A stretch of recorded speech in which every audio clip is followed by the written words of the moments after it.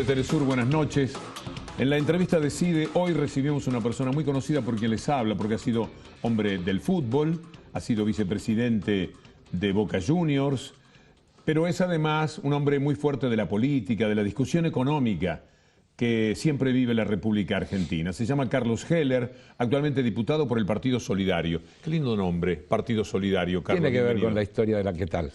Buenas noches. Tiene que ver con el origen de todo lo nuestro, que es el cooperativismo, cuyo el sentido de la solidaridad es una cuestión fundamental y básica. Lleva muchos años al frente de un banco que es un motivo de orgullo en la vida de la Argentina. Se llama Credit Coop, una cooperativa. Una cooperativa. Sí, yo me acuerdo que cuando se firmó el primer convenio entre Argentina y Venezuela de cooperación, una de las cosas que apareció allí a pedido de Chávez justamente fue que hiciéramos una transferencia, digamos, de modelo, de gestión, para tratar de construir un banco cooperativo de características similares al Credit Coop en Venezuela. Cosa que nunca la logramos hacer, pero que cada vez que lo encontrábamos a Chávez me preguntaba cómo anda nuestro proyecto, ¿no? Yo decía, ahí anda, tratando de empujarlo, pero... ¿Usted conoció a Chávez en el momento en que se produce el primer viaje de Cristina para juntarse con Chávez y con Fidel Castro? Yo ya lo hago, no, yo a Chávez lo conocí bastante antes. ¿Ah, sí? Sí. En realidad lo conocí acá, él estuvo un par de veces en el Centro Cultural de la Cooperación, donde hicimos actividades con él como figura central.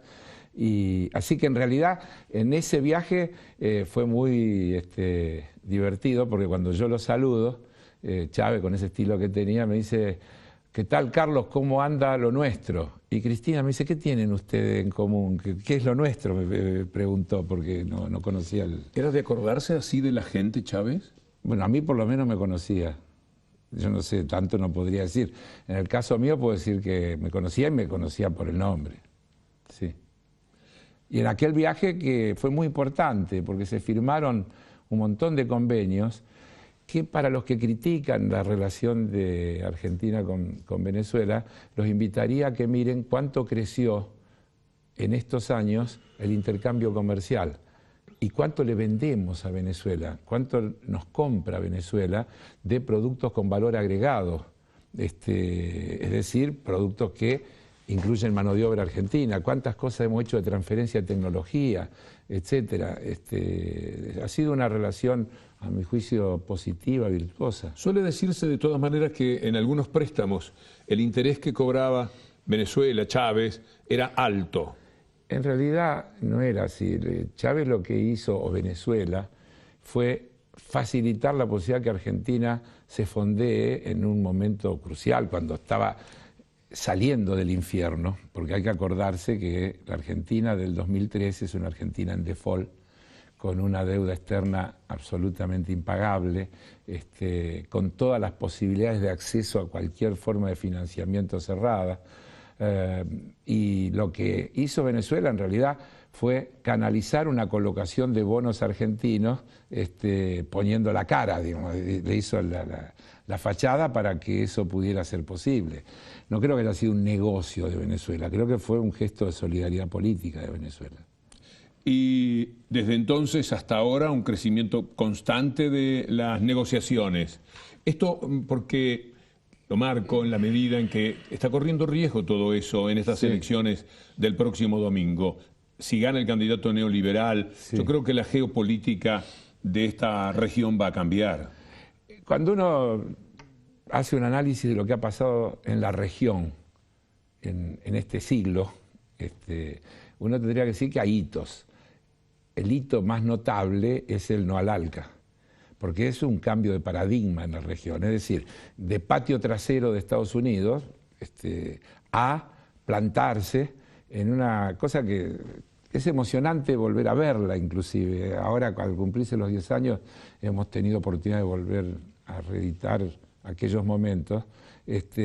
Yo siempre me acuerdo de la cara de asombro de Bush, que creo que no podía entender lo que estaba escuchando, tanto que hay una escena que yo recuerdo que en un momento el tipo se saca el audífono y lo mira como no entiende bien qué es si le están traduciendo mal o qué es lo que pasa, porque no estaba acostumbrado a que le dijeran frente a frente, es decir, que se hable, que se critique a Estados Unidos, a su política exterior, a su política imperial, etcétera, digamos que no sorprenda a nadie, pero que se le sienten de frente y le digan las cosas que le dijeron ahí, no. Sobre todo Bush, porque Bush es un hombre, yo creo que es el más soberbio de los hombres de gobierno que he visto en toda mi vida. Yo no he visto a alguien caminar como si fuese John Wayne. Sí, él claro. se siente como una especie de cowboy. Camina de una forma tal que donde él entra parece que las puertas se tienen que ir abriendo solas. Impone como pocos hombres esa autoridad que se supone, que lamentablemente se le reconoce a Estados Unidos. Bueno, y si no se le reconoce, se la impone. La impone, exactamente. Claro. Y que esa vez choca contra esta barrera extraordinaria. Entonces, la América del Sur tiene un renacer en el no al ALCA, y yo diría, creo que la alianza de los líderes, la alianza de Chávez, Lula, Kirchner, tiene como referenciamiento ese momento. Creo que ahí se pusieron codo a codo, se bancaron, y que desde ahí salió una cosa que siguió permanentemente. Yo me acuerdo del afecto que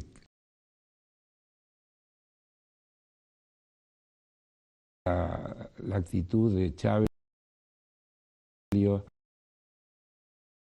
en Río Gallegos, y era realmente alguien que era como un hermano en ese momento de Cristina, era un apoyo, fue el único presidente que fue a Río Gallegos, los demás estuvieron acá, pero él acompañó allí también. Pero volviendo al hecho político, el imperio no perdona, y No. bien que se ha desquitado en todos estos años, de Venezuela, de la Argentina, de todos los gobiernos progresistas, Sí. la persistencia que ha tenido, la acción de las Tal vez es embajadas. peor aún, porque uno podría pensar que el precio del petróleo tiene un componente geopolítico notable.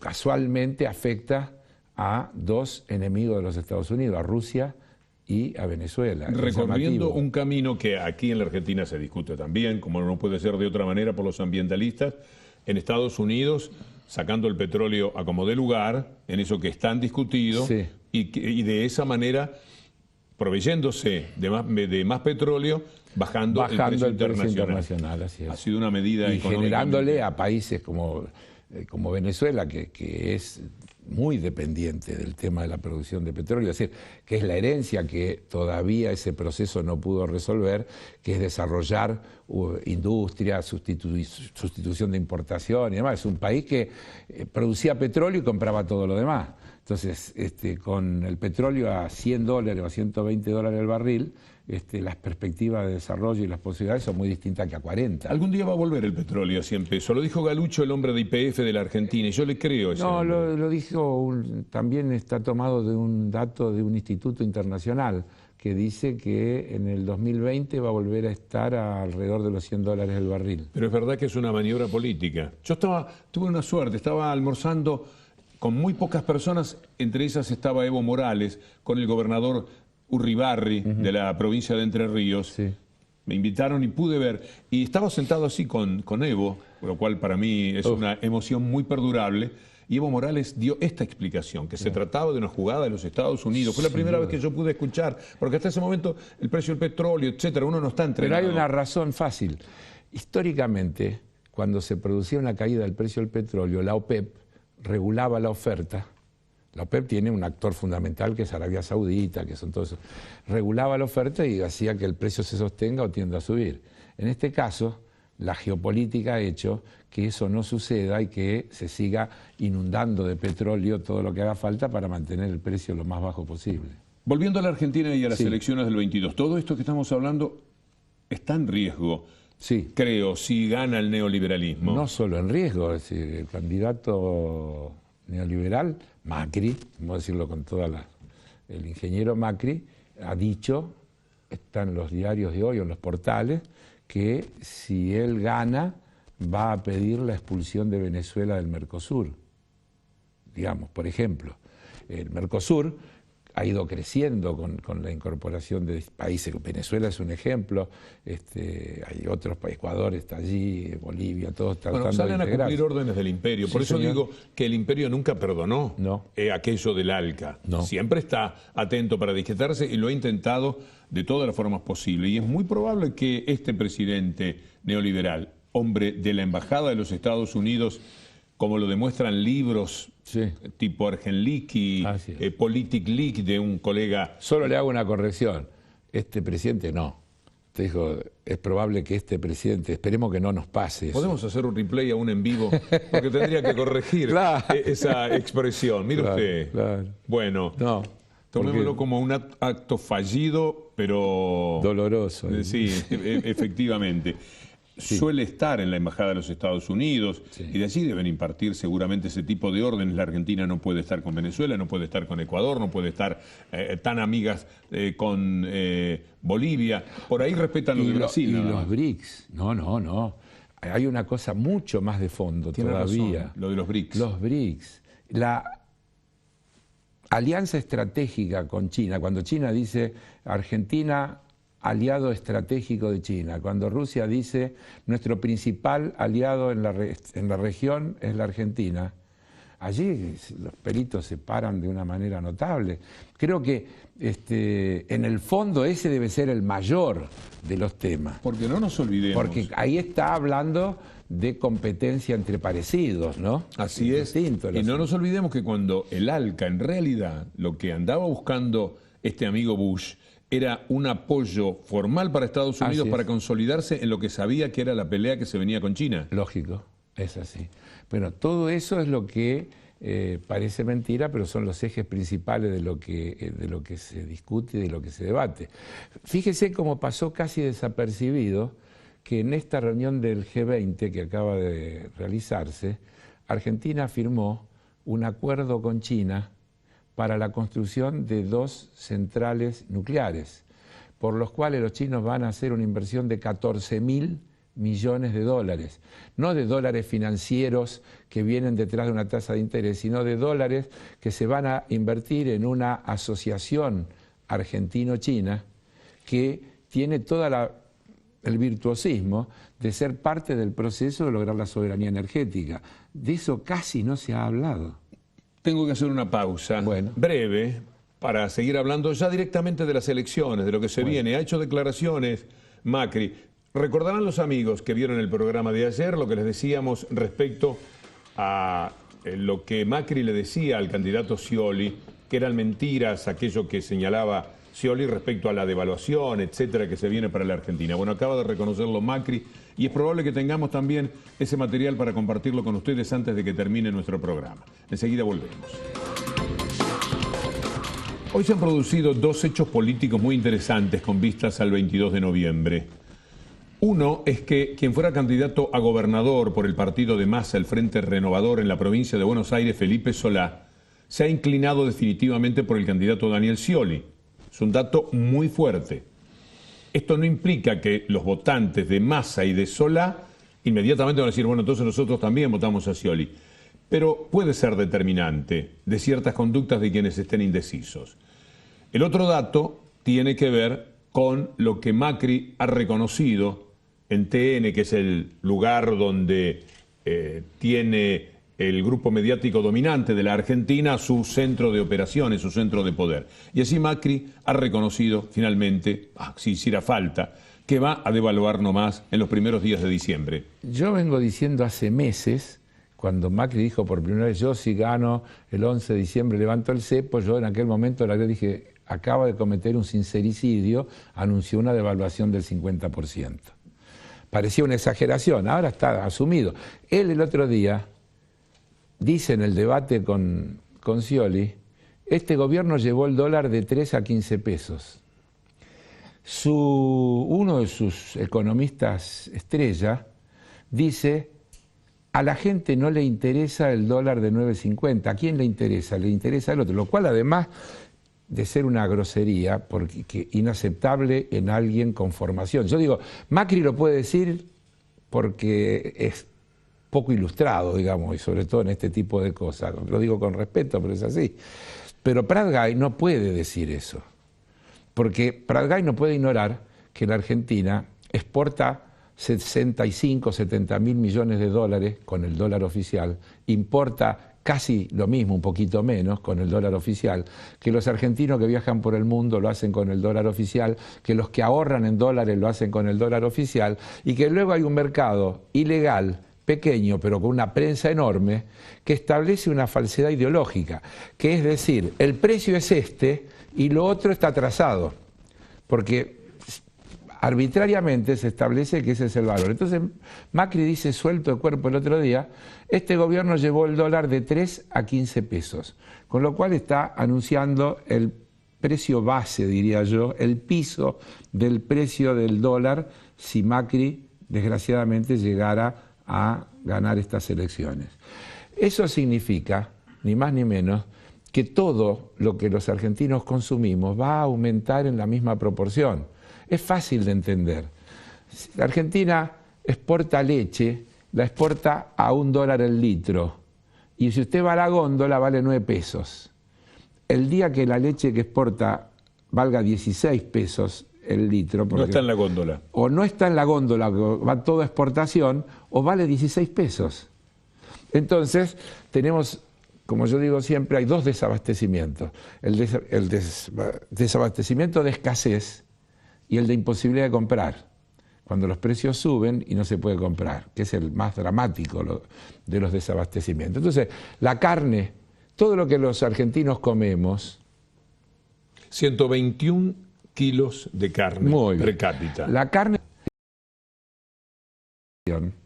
¿Por qué los productores no van a querer mandar todo? Y además, en un país que no va a tener regulaciones, que según el candidato Macri va a haber libertad de comercio, que cada uno va a exportar lo que quiere, va a importar lo que quiere y todo. Qué crueldad que lo pueden hacer además si lo que llegan a hacer, si llegase a producirse eso que dije,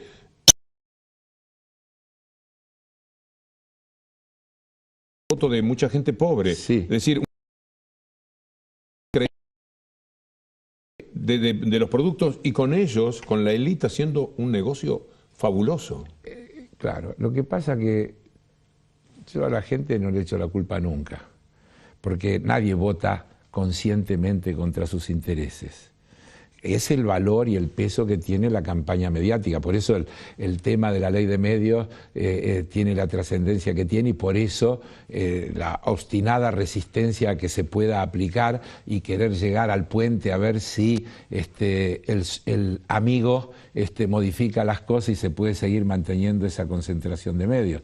Porque mientras exista esa concentración de medios, es muy difícil llegar en condiciones parejas a el razonamiento de la gente. Y entonces, de pronto se instalan cosas que la gente las toma como propias o cree que lo van a beneficiar.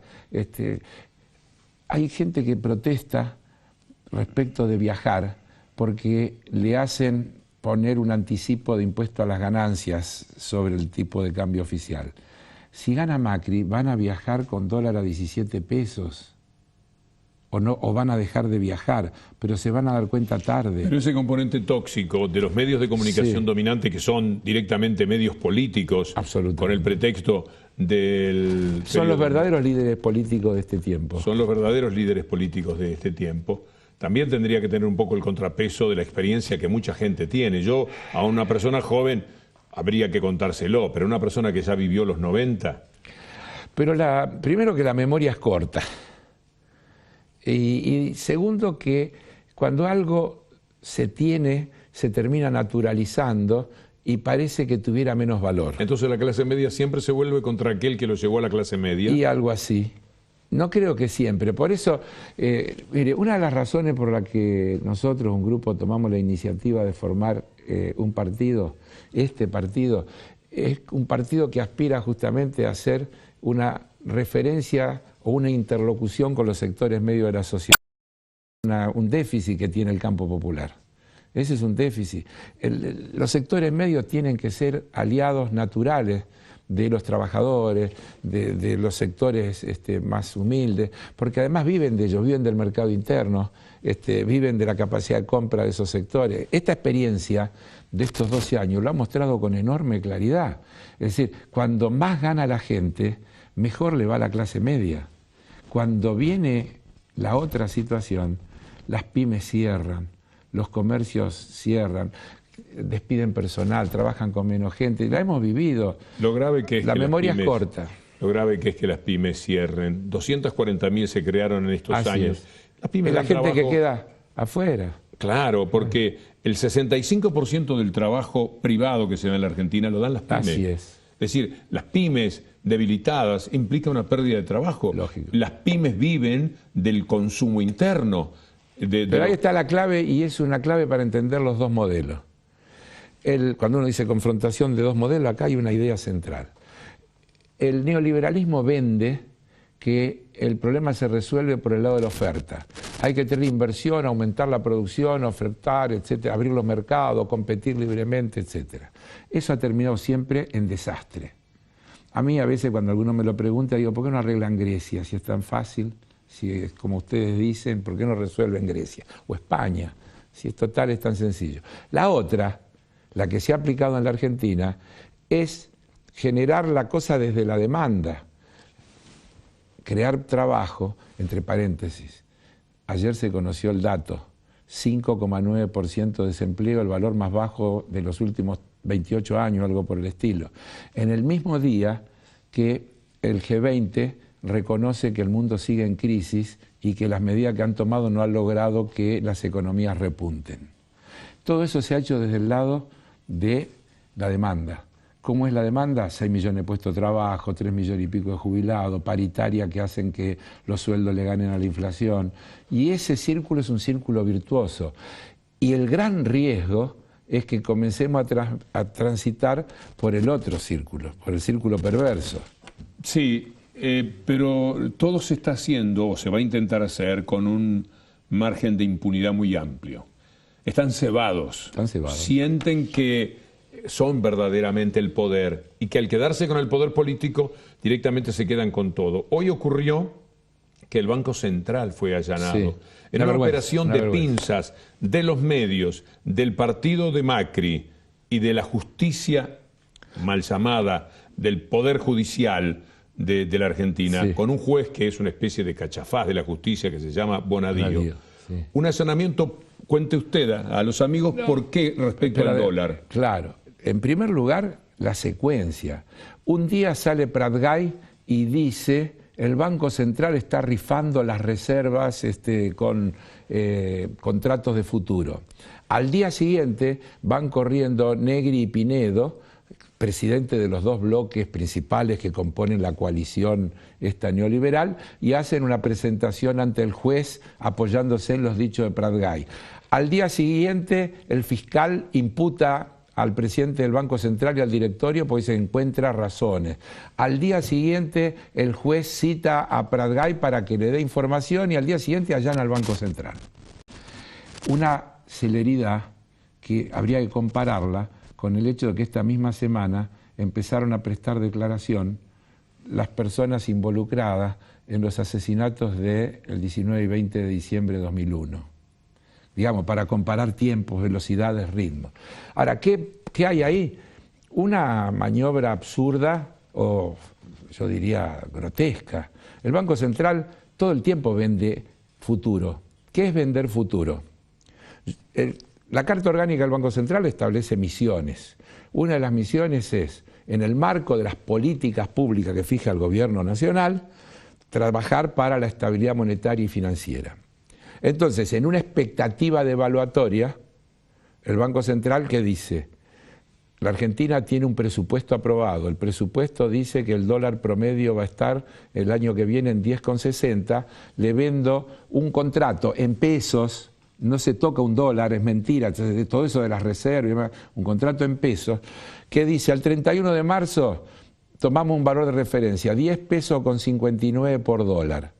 Si está más abajo, usted me paga a mí, al Banco Central. Si está más arriba, el Banco Central le paga a usted. Un seguro, un contrato, un seguro. Dicho sea de paso, en el último año el Banco Central haciendo eso ganó 5.500 millones de pesos. Porque le ganó a la especulación.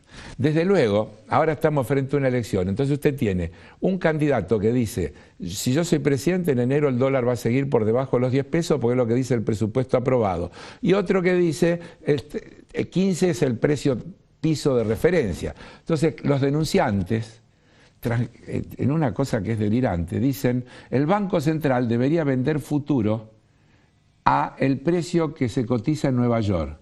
Con lo cual tendría que estar actuando en contra de las políticas del gobierno del que forma parte.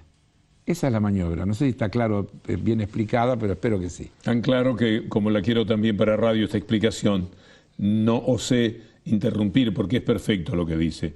Pero volvamos al hecho político que ambienta esta locura, este grotesco, esta forma desalmada de ir contra un buen funcionario que se llama Vanoli, el presidente del Banco Central de la República Argentina. Esto no respetar trayectorias, personas, honorabilidades, ir por todo. Es que tiene una acusación terrible. Descarada y descabelladamente. El candidato Macri le ha hecho un cargo terrible, dice que es kirchnerista. Lo digo en serio, lo ha dicho públicamente, que tiene que renunciar porque es kirchnerista. Lo están diciendo los mismos señores que hablan de la calidad de las instituciones, de la República, de la confianza que hay que tener, el respeto a los mandatos, etcétera, que defendían el derecho de Fight a seguir hasta no sé cuánto, porque no había que eso era meterse con no sé qué. Sin embargo, no le tiembla el pulso para decir que Gil Carbó o Vanoli, si ganara Macri, se tienen que ir porque son kirchneristas. Bueno, también mostrábamos ayer que muchos periodistas que trabajan en determinados canales oficiales también perderían el trabajo según las amenazas que están llevando. Claro. Entonces se quejan de la libertad de expresión en un medio donde se ha podido decir lo que se le antoja y mucho más a cualquier persona, sí, del ataque a la justicia, y ellos lo primero que están diciendo que van a atacar a la justicia, sí, del ataque a las instituciones y van contra además ya el dijeron presidente del Banco Central. Los canales, los medios oficiales no van a hablar más de política. Solo van a tener programas culturales. La política es como, otra vez, el Estado o el mercado. Me queda un minuto. Dígame, ¿el resultado de las elecciones tiene alguna idea de lo que puede suceder? No, tengo deseos. A ver, es muy difícil, Víctor Hugo. Yo creo que, como uno se imagina, viendo lo que pasó en la primera vuelta, creo que va a haber un resultado ajustado. Nadie va a ganar por una diferencia importante. En ese resultado ajustado creo que va a ser decisiva la provincia de Buenos Aires. Y yo tengo una enorme confianza de que va a haber un cambio significativo en el resultado de la provincia de Buenos Aires. Y ahí engancho esto que usted dice de Solá, que me parece un dato relevante en el análisis de la perspectiva para el domingo. Ha sido un placer. Muchas gracias. Igualmente. Carlos Heller, por quien sentimos un inmenso respeto en todos los órdenes desde hace muchísimos años. Amigos, nos despedimos hasta mañana, si Dios quiere. Será un placer acompañarlos con la entrevista de CIDE y estar una vez más aquí en Telesur.